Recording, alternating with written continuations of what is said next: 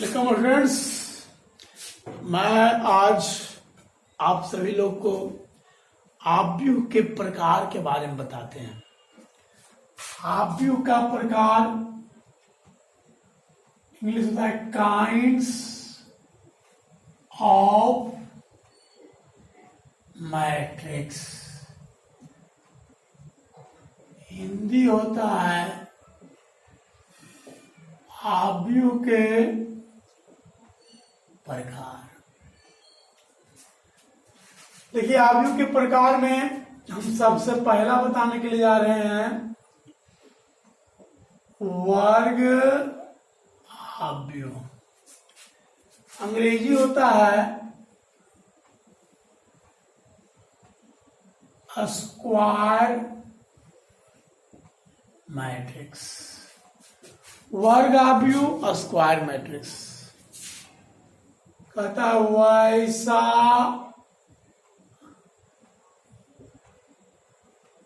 आव्यूह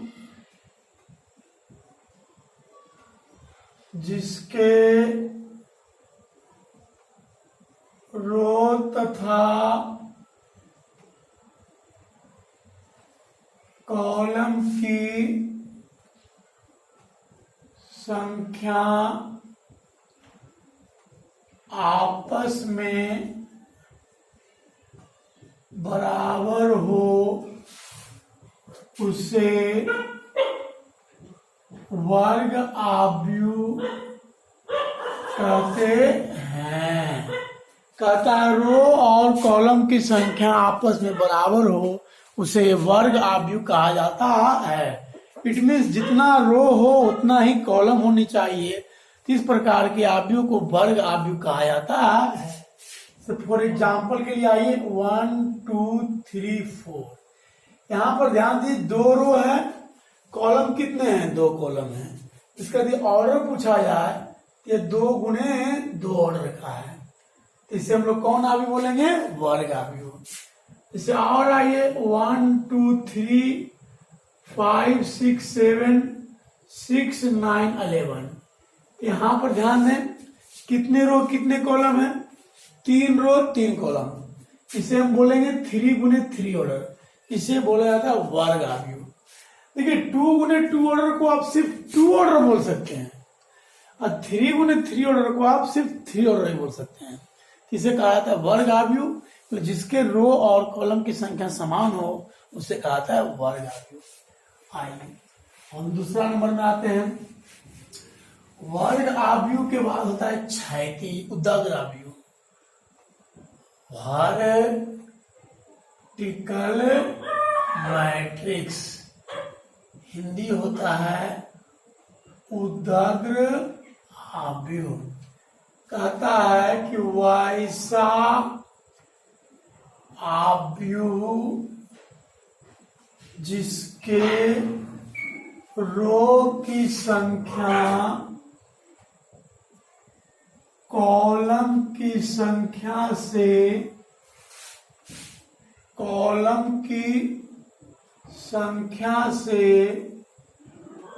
ज्यादा हो उसे उदग्र आव्यूह कहा जाता है। कहता है कि वैसा आव्यूह जिसके रो की संख्या कॉलम की संख्या से ज्यादा हो उसे उदग्र आव्यूह कहा जाता है। इसे उदग्र आव्यूह हो गया। यहाँ पर ध्यान दें, जैसे देखिए 1 2 3 5 6 7। यहाँ पर यदि आप देख रहे हैं तो रो कितने हैं? 1 2 3। कॉलम कितने हैं? 1 2। तो बोलिए, क्या रो की संख्या कॉलम की संख्या से ज्यादा है कि नहीं है? रो की संख्या है 3 और कॉलम की संख्या है 2। तो यह 3 गुने 2 ऑर्डर का है। इसे हम कौन आव्यूह बोलते हैं? उदग्र आव्यूह। कौन आव्यूह बोलते हैं? उदग्र आव्यूह। तो जिसमें रो की संख्या कॉलम की संख्या से ज्यादा हो उसे क्या बोलते हैं? उदग्र आव्यूह। अब आइए अगला है क्षैतिज आव्यूह। तीसरा नंबर में है क्षैतिज आव्यूह, हॉरिजॉन्टल मैट्रिक्स। पता है कि वैसा आव्यूह जिसके रो की संख्या कॉलम की संख्या से कम हो उसे क्षैतिज आव्यूह कहा जाता है। क्षैतिज आव्यूह कहता है वैसा आव्यूह जिसके रो की संख्या, किसकी संख्या, रो की संख्या कॉलम की संख्या से कम हो उसे क्या कहा जाता है, क्षैतिज आव्यूह। तो ध्यान दें 1 2 3 5 6 7, यहां पर ध्यान दें रो कितने हैं 1 2, कॉलम कितने हैं 1 2 3। यहाँ पर रो की संख्या है 2 और कॉलम की संख्या कितने हैं 3। इसे कहा जाता है क्षैतिज आव्यूह। इट मीन्स उदग्र आव्यूह जो देखने में आपको लगा खड़ा जैसा है उसे आप उदग्र आव्यूह समझिए, जो आपको देखने में लगा कि सोया हुआ है उसे आप क्षैतिज आव्यूह समझिए। ठीक है, उसके बाद आइए शून्य आव्यूह। शून्य आव्यूह, जीरो मैट्रिक्स कहता है वैसा आव्यूह जिसका सभी अवयव शून्य हो उसे शून्य आव्यूह कहा जाता है। इसका मान शून्य होता है। कहता है शून्य आव्यूह जीरो मैट्रिक्स कहता है वैसा आव्यूह जिसके सभी अवयव शून्य हो उसे शून्य आव्यूह कहा जाता है। इसका मान 0 होता है, मतलब शून्य होता है। इसे आप समझिए, आपको कहता है यहां पर देखिए, यहां सभी अवयव क्या है 0 0 है। जब सभी अवयव 0 0 है तो इसे कौन आव्यूह कहा जाएगा, शून्य आव्यूह कहा जाएगा। इस शून्य आव्यूह का वैल्यू कितना होता है 0 होता है। कितना होता है 0 होता है। अब आइए शून्य आव्यूह के बाद अगला है चौथा नंबर में है, शून्य के बाद है पंक्ति आव्यूह। कितनी पंक्ति कितने आव्यूह हो गया, पहला आपको मैं वर्ग आव्यूह बताए, दूसरा नंबर हम आपको बताए स्तंभ आव्यूह में पंक्ति क्षैतिज आव्यूह, स्तंभ क्षैतिज आव्यूह, उदग्र आव्यूह, शून्य आव्यूह, 4 आव्यूह हो गया। ये आपका पचमा आव्यूह। स्तंभ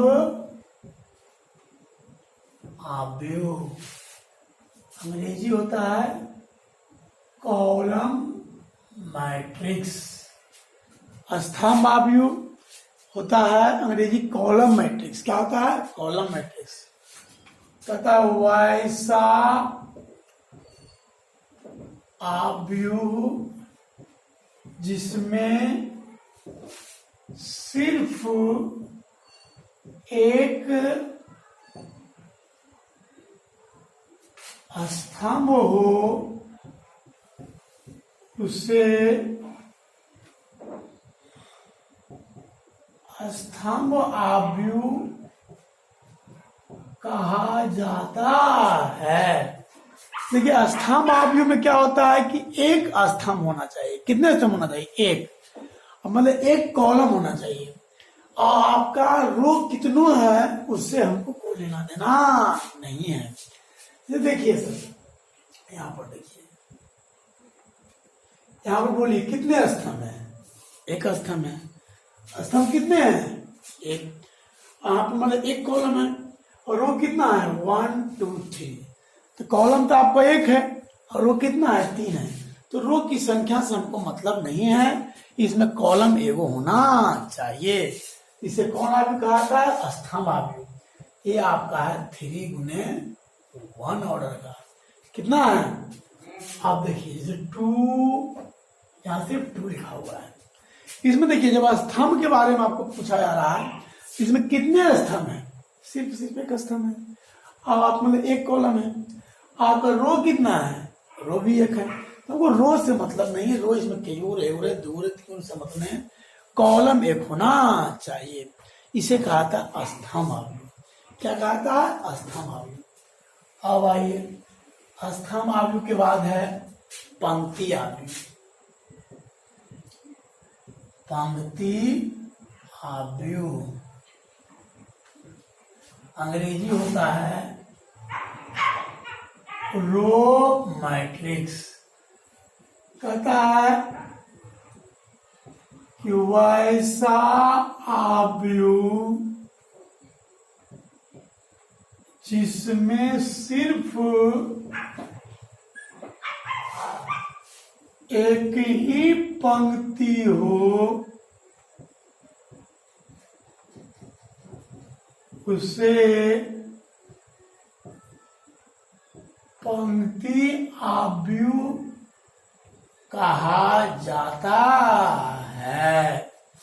पंक्ति आव्यूह कहता है वैसा आव्यूह। ऐसा आव्यूह? वैसा आव्यूह जिसमें सिर्फ एक ही पंक्ति हो। क्या हो? एक ही पंक्ति हो। इसमें देखिए स्तंभ से हमको मतलब नहीं है, उसे क्या कहा जाता है? पंक्ति आव्यूह। ये देखिए सर 1 2 3।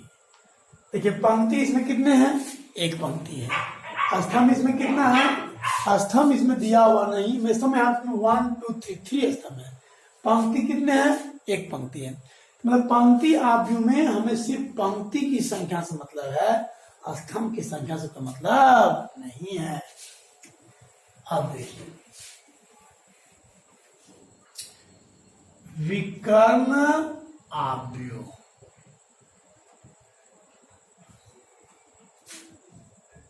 डायगोनल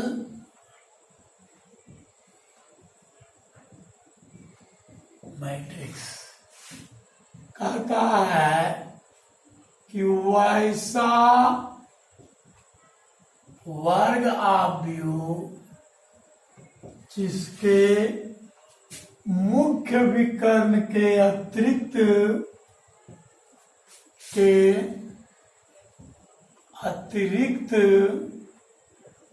बाकी सभी अवयव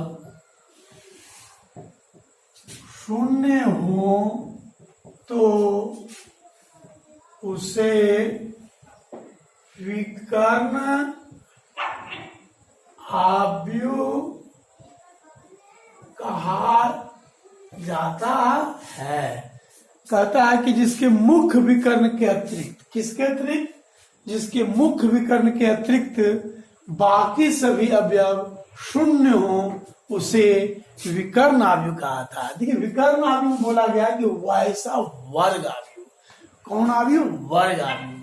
इट मीन्स इससे यह पता चल रहा है कि विकर्ण आव्यूह जब हो रहा है तो वही आव्यूह विकर्ण आव्यूह हो सकता है जो वर्ग आव्यूह हो। जब तक वह वर्ग आव्यूह नहीं होगा तो वह विकर्ण आव्यूह नहीं होगा। मतलब वर्ग आव्यूह है जो विकर्ण आव्यूह नहीं होगा। कहने का मतलब हो गया कि जितना भी विकर्ण आव्यूह होते हैं वो वर्ग आव्यूह होते हैं, परंतु जितना भी वर्ग आव्यूह होता है वह विकर्ण आव्यूह हो भी सकता है और नहीं भी हो सकता है, गारंटी नहीं है। ये देखिए सर, यहाँ पर ध्यान दीजिए 1 0 0 0 2 0 0 0 3। देखिए इसके मुख्य विकर्ण यही है। इसके मुख्य विकर्ण को छोड़ करके बाकी सभी अवयव को जिसको जिसको भी आप देख रहे हैं वह क्या है, 0 0 है। क्या है, 0 0 है। तो बाकी सभी अवयव 0 0 है, इसे क्या कहा था, विकर्ण अवयव। मतलब मुख्य विकर्ण में जो है, मुख्य विकर्ण में आपको छोड़ करके बाकी सभी अवयव 0 0 रहना चाहिए, उसे कहा था विकर्ण अवयव। विकर्ण अवयव को आप ऐसी इस तरह से लिख सकते हैं, a बराबर डायगोनल 1 2 3। और आप इसमें 3 अवयव लिखे हैं। कितने अवयव लिखे हैं, 3 अवयव लिखे हैं। जब 3 अवयव लिखे हैं तो इसका मतलब यह हुआ कि आप वैसा वर्ग अवयव लिखिएगा जिसमें 3 गो रो होना चाहिए, 3 गो कॉलम होना चाहिए, और उसके मुख्य विकर्ण के अवयव 1 2 3 लिखाना चाहिए, और बाकी सभी अवयव 0 0 होना चाहिए, उसे कहा था विकर्ण अवयव। इसे और देखिए, मान लीजिए b बराबर है 2 0 0 5। यहाँ देखिए मुख्य विकर्ण के छोड़ करके बाकी सभी अवयव 0 0 है कि नहीं, 0 0 है। इसे भी क्या कहते हैं, विकर्ण अवयव। इसे भी आप ऐसे लिखते हैं, b बराबर डायगोनल 2 5।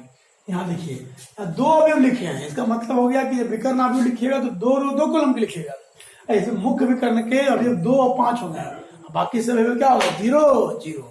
धन्यवाद। हम आगे क्लास अगले वीडियो में